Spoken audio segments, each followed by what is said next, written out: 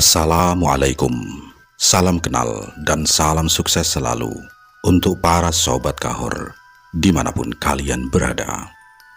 Selamat datang kembali di channel yang bakal menyajikan kisah-kisah mistis dan urban legend paling mencekam dari berbagai penjuru. Malam ini, siapkan mental kalian, matikan lampu dan gunakan earphone, karena cerita yang satu ini siap membuat bulu kuduk kalian merinding. Punya cerita seram? Kirim langsung ke Bang Fawa biar Bang Fawa ceritakan. Email Bang Fawa tuliskan di deskripsi. Mari kita mulai ceritanya.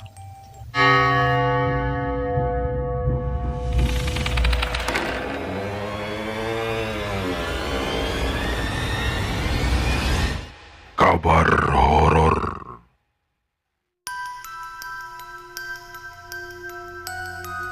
Namaku Soleh.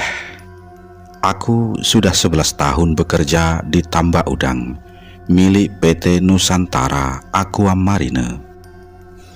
Banyak cerita mistis yang aku alami di sini, karena tambak udang ini berdiri persis di area pesisir yang terisolasi, agak jauh dari pemukiman warga. Luasnya puluhan hektar, dikelilingi rawa-rawa bakau yang rimbun dan lautan lepas. Ketika malam tiba, angin laut membawa aroma amis yang pekat dan dingin yang meresap hingga ke tulang. Suara kincir air yang tiada henti berputar seringkali menyamarkan suara-suara aneh, suara tangisan, bisikan, hingga derap langkah kaki di atas tanggul tambak yang sepi. Bagi kami yang berjaga, malam bukan sekedar tentang menjaga keamanan gudang, tapi juga menjaga akal sehat dari gangguan-gangguan penghuni alam sebelah. Tiap shift, aku bekerja dengan 2 orang temanku. Jadi satu shift diisi oleh 3 orang satpam. Kami membagi tugas mengelilingi pematang tambak yang gelap gulita, hanya dibekali senter redup dan tongkat besi. Temanku bernama Rudi dan Akmal. Rudi masih bujangan sama seperti aku, sedangkan Akmal sudah berkeluarga dan punya 2 anak. Rudi ini sosok satpam yang lumayan ganteng dibanding kami. Parasnya yang manis dan gaya bicaranya yang luwes membuat dia jadi playboy lokal yang kerap memacari cewek-cewek di kampung sebelah. "Rud, kamu semalam jalan sama Lesti lagi ya?" tanyaku saat kami menyeduh kopi hitam di pos penjagaan sebelum keliling. Rudi terkekeh sambil menyalakan rokoknya. "Ya, begitulah Leh, namanya juga anak muda. Ya, mumpung masih laku. Lagian kalau gak ada selingan, wah, bisa gila aku nungguin kincir tambak tiap malam," kata si Rudi. Akmal yang sedang mengikat tali sepatunya menggelengkan kepala. "Hati-hati kamu, Rud. Warga kampung situ masih kental mistisnya. Jangan mainin perasaan anak orang di daerah pesisir begini. Nanti bukan cuma bapaknya yang nyari kamu, tapi penghuni rawa ini juga ikut tersinggung," kata si Akmal. "Ah, Bang Akmal ini terlalu percaya mitos. Yang penting kan jaga tambak aman, udang selamat sampai panen," sahut Rudi santai. Tambak udang biasanya dipanen setiap 3 hingga 4 bulan sekali. Saat mendekati masa panen seperti sekarang, tonase udang jenis Faname di dalam petakan tambak bisa bernilai ratusan juta rupiah. Hal ini membuat pengawasan harus diperketat 2 kali lipat dari biasanya. Namun, yang paling menakutkan menjelang panen bukanlah pencuri manusia, melainkan tanda-tanda dari alam. Air tambak yang mendadak keruh, kincir yang mati sendiri tanpa sebab teknis, dan bau kemenyan yang mendadak menyeruak di tengah hamparan air asin. Malam itu, jam menunjukkan pukul 1 dini hari. Suasana tambak mendadak berubah sangat mencekam ketika kabut tipis turun dari arah hutan bakau. Aku yang berjaga sendirian karena 2 temanku sedang tidur mencoba berkeliling di sekitar area petakan nomor 9 dan 10. Menurut jadwal shift malam ini, Akmal dan Rudi memang mendapat jatah istirahat pertama sampai jam 2 pagi. Langkah kakiku berderak pelan di atas tanah pematang yang becek, berpacu dengan dengung suara kincir air yang membelah keheningan pesisir. Lampu senter di tanganku sesekali kuarahkan ke tengah kolam, memastikan udang-udang tidak stres atau melompat naik. Angin malam bertiup makin kencang, membawa aroma hanyir laut yang entah kenapa terasa jauh lebih pekat dan menusuk hidung malam ini. Bulu kuduku tiba-tiba berdiri tegak. Dari arah yang jauh, sosok bayangan berdiri kaku di sekitar tambak petakan 12 yang letaknya paling memojok dan dekat dengan rawa bakau. Aku mengira mungkin itu pencuri yang memanfaatkan kelengahan shift malam. Tanpa berpikir panjang, aku mematikan lampu senter agar keberadaanku tidak menyolok. Lalu pelan-pelan merayap mendekati lokasi tersebut. Siapa di sana ya? Bisikku pada diri sendiri sambil memperketat genggaman pada tongkat besi di tangan kanan. Saat jarak sudah makin dekat, bayangan itu terlihat makin jelas. Sosok itu sedang membungkuk di pinggir kolam, memegang sebuah jala kecil dan karung goni. Ternyata benar, itu adalah pencuri. Aku pun mengejarnya sembari berteriak lantang membelah kesunyian malam. "Hei, jangan bergerak! Berhenti kamu!" teriakku. Kaget mendengar suaraku. Orang itu langsung menjatuhkan karungnya dan meloncat turun dari pematang, berlari kencang menuju ke arah semak-semak bakau. Aku tidak mau melepaskannya begitu saja. Selama 11 tahun bekerja di sini, aku sudah hafal setiap lekuk tanah tambak ini. Aku memotong jalur lewat pematang sebelah kiri, menggebu-gebu dengan napas memburu, hingga akhirnya berhasil menyergapnya dari belakang. Kami berdua jatuh bergulingan di atas tanah. Aku cepat-cepat mengunci gerakannya dan menyalakan senter tepat ke arah wajahnya. Ampunlah, ampun, ini aku, jangan dipukul," ratap pria itu sambil memicingkan mata karena silau. Napasku hentikan sejenak. Setelah ku tangkap, ternyata itu adalah penduduk kampung yang ku kenal. Namanya Pak Maman. Beliau adalah seorang nelayan kecil dari kampung sebelah yang usianya sudah masuk kepala 5. Fisiknya tampak makin kurus, dengan pakaian yang sudah lusuh dan basah kuyup. "Loh, Pak Maman," Tanyaku kaget, perlahan melepas kuncian tanganku. Kenapa Pak Maman nekat mencuri di tambak PT ini, Pak?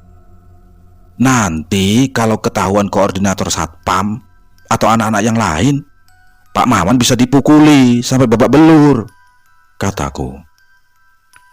Pak Maman terduduk lemas di tanah. Matanya berkaca-kaca menahan gemetar. Tolong aku, Leh. Anakku si Nisa sudah 2 hari demam tinggi. Beras di rumah habis total. Aku gak ada uang sama sekali buat beli obat, apalagi makan. Aku bingung, Leh, kata Pak Maman. Ya, makanya aku nekat ke sini. Cuma mau ambil udang sedikit buat dijual ke pasar, katanya lagi. Mendengar penjelasannya, hatiku seperti dihantam batu besar. Aku mengenal Pak Maman sebagai sosok yang sopan dan tidak pernah bermasalah di kampung. Aku pun melepaskannya karena aku kenal sama dia dan juga tidak sampai hati untuk menangkap pelaku tersebut. Meringkus seorang ayah yang nekat karena kelaparan terasa terlalu kejam bagiku. Ya sudah, Pak. Karung dan jalannya saya ambil. Malam ini saya anggap gak pernah lihat Pak Maman di sini. Tapi tolong ya, Pak, jangan pernah ulangi lagi. Tambah ini makin dekat panen, penjagaan bakal makin ketat dan bahaya, kataku sambil membantunya berdiri. Pak Maman meraih tanganku dengan gemetar. Matanya meneteskan air mata. Terima kasih banyak, Leh. Terima kasih, Gusti Allah yang balas kebaikanmu, kata dia. Namun, saat Pak Maman hendak melangkah pergi menuju kegelapan rawa bakau, tiba-tiba dia berhenti kaku. Matanya melotot menatap ke arah pematang belakang tempatku berdiri. Wajahnya yang tadinya pucat makin berubah pasif bagai mayat. Pak Maman, kenapa, Pak? Tanyaku heran. Soleh, yang di belakangmu itu siapa? Suara Pak Maman bergetar hebat. Jarinya menunjuk ke arah atas pohon bakau tua di belakangku. Aku menoleh ke belakang, mencoba menembus kegelapan malam dengan sorot senterku. Namun tidak ada siapa-siapa di sana. Hanya dahan-dahan pohon bakau yang bergoyang pelan, tertiup angin laut dan bayangan hitam yang saling menumpuk. Oh, gak ada apa-apa, Pak Maman, cuma angin, kataku mencoba menenangkan. Walau sebenarnya bulu tengkukku sendiri sudah meremang hebat. Pak Maman tidak menjawab.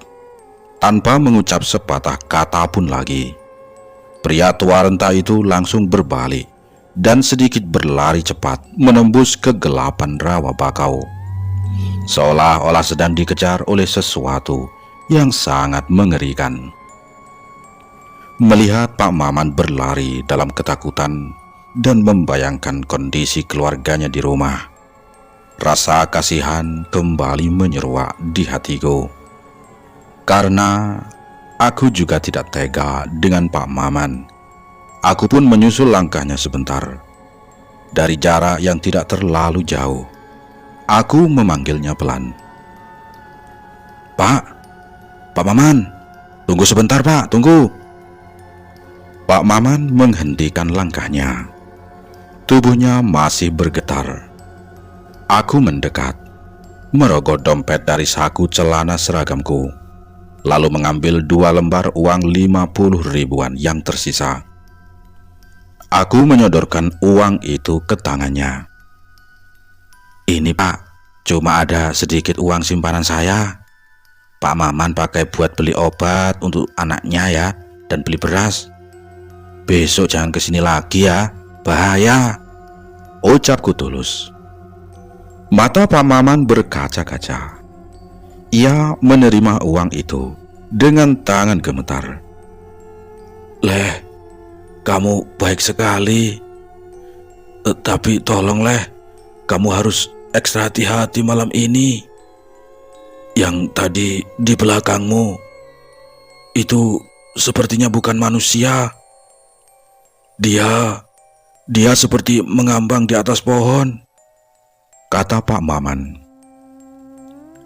Aku yang belum sempat menanyakan lebih lanjut. Pak Maman sudah menghilang di telan pekatnya malam pesisir. Aku menghela napas panjang. Bau amis laut terasa makin pekat, bercampur dengan aroma tanah yang aneh. Saat berjalan, aku kembali berkeliling memeriksa petakan tambak nomor 8. Tiba-tiba ada yang memanggilku. Suaranya seperti laki-laki, tapi sangat panjang dan terdengar sangat berat dari kejauhan. Soleh. Suara itu terdengar bergema, merayap di antara deru mesin kincir air yang tiada henti berputar. Aku menghentikan langkahku seketika. Sorot senterku tebarkan ke sekeliling pematang. Namun, hanya hamparan air kolam yang berkilat diterpa cahaya redup. Suara-suara itu masih memanggil namaku. Terdengar makin nyaring dan mendayu-dayu dari arah tengah petakan tambak nomor 9. Aku pun tidak mempedulikannya, dalam artian tidak merasa takut yang berlebihan, dan tetap mencari di mana suara itu berasal. Sebagai satpam yang sudah 11 tahun bertugas, rasa ingin tahu seringkali mengalahkan rasa takutku. Soleh, sini. Aku melangkah, perlahan mendekati tepi kolam petakan 9. Angin malam mendadak berhenti bertiup. Suara jangkrik dan serangga malam yang biasanya ramai seketika senyap total. Hanya ada suara kepakan air dari kincir air di sudut kolam. Tiba-tiba, di tengah-tengah salah satu tambak, tepat di area air yang tenang tanpa terjangkau puntaran kicir, muncul gelembung-gelembung yang sangat besar. Plup, plup, plup, plup, plup, plup. Air kolam yang tadinya tenang mulai berkocak hebat, seolah-olah ada sesuatu yang besar sedang mendidih atau hendak naik dari dasar kolam yang dalam. Aku menyorotkan lampu senter tepat ke titik gelembung itu. Tiba-tiba, sosok kepala muncul dari dalam air. Sosok itu sepertinya milik seorang lelaki. Tapi begitu samar aku melihatnya dengan tercengang. Rambutnya panjang terurai, basah, menutupi sebagian wajahnya yang pucat pasi dan membiru bagai mayat tenggelam. Matanya melotot tajam berwarna putih polos tanpa ada hitam-hitamnya, menatap lurus ke arahku. Mulut sosok itu terbuka lebar, dan dari sana keluar kembali suara panggilan berat yang memanggil namaku. Soleh. Air tambak di sekitarnya perlahan berubah warna menjadi kemerahan, seperti bercampur darah segar. Jantungku serasa berhenti berdetak saat itu juga. Lututku lemas. Pasti ini bukan manusia. Mana mungkin ada manusia yang sanggup bertahan menyelam di dasar kolam tambak beracun di tengah malam begini. apalagi muncul dengan wujud seperti itu.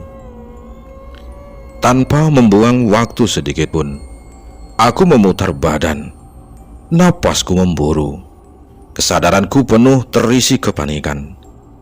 Aku sekarang berjalan cepat, bahkan setengah berlari, kembali ke pos penjagaan, tanpa memberitahu teman-temanku lewat handy-talkie atau HT, ataupun teriakan.